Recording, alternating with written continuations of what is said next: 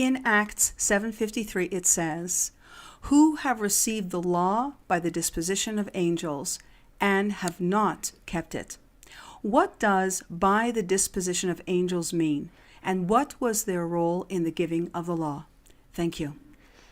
Well, thank you for this question. Thank you for this question about the role of angels in the giving of the law, a subject that brought so many legends. But both the Hebrew scriptures and the Brit Hadashah, that is the New Testament, give us a good idea of their role even at Sinai.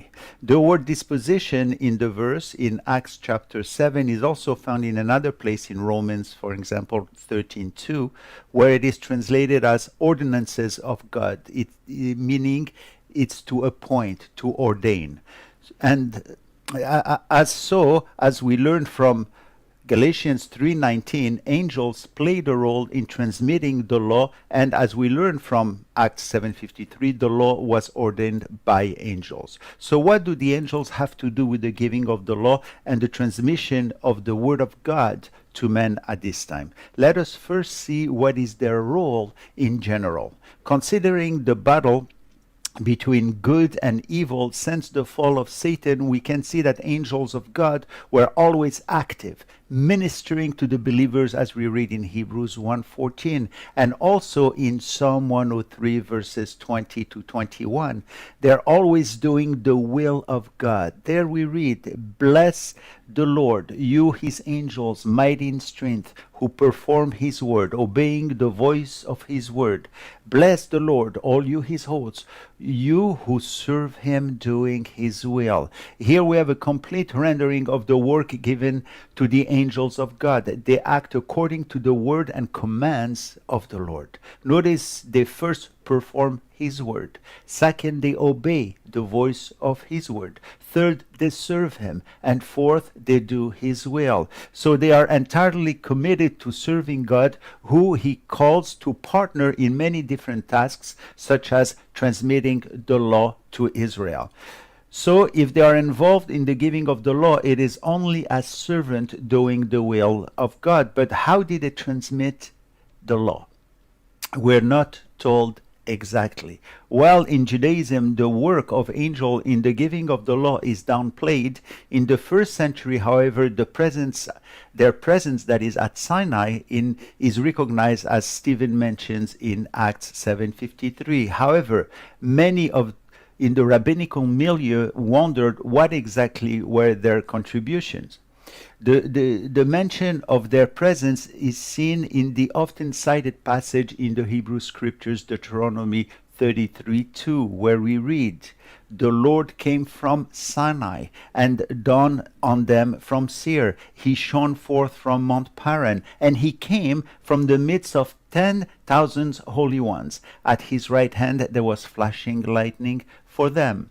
Here we see that the Lord with his angels on Mount Sinai, where the law was given, right? There were some 10,000 of angels, it says. However, that is all we are told. In the account of the giving of the law in Exodus chapter 19, they're not mentioned, and the focus is on the Lord, it's on Moses and on the people of Israel. So how did they understand their role in the giving of the law? Opinion diverge, and in the Pesikta Rabbati, a collection of rabbinical comments composed around the year 800, and where we read of those many thoughts stemming from the first century, one of those wrote that the presence of angels was to honor the Torah. Another said that it was to honor Israel. This is what they believed. Other imagined the angels encouraging the Israelites to accept the Torah. We read a nice story from the Talmud, which says that when Israel accepted the words of God and said, as it is written in Exodus 24:5, when they said, "All that the Lord has spoken we will do, and we will be obedient," at this time, the legend says, 60 myriads of angels came to every single one of the Israelites and bound 2 crowns on each one, that is, right? This is the Babylonian Talmud.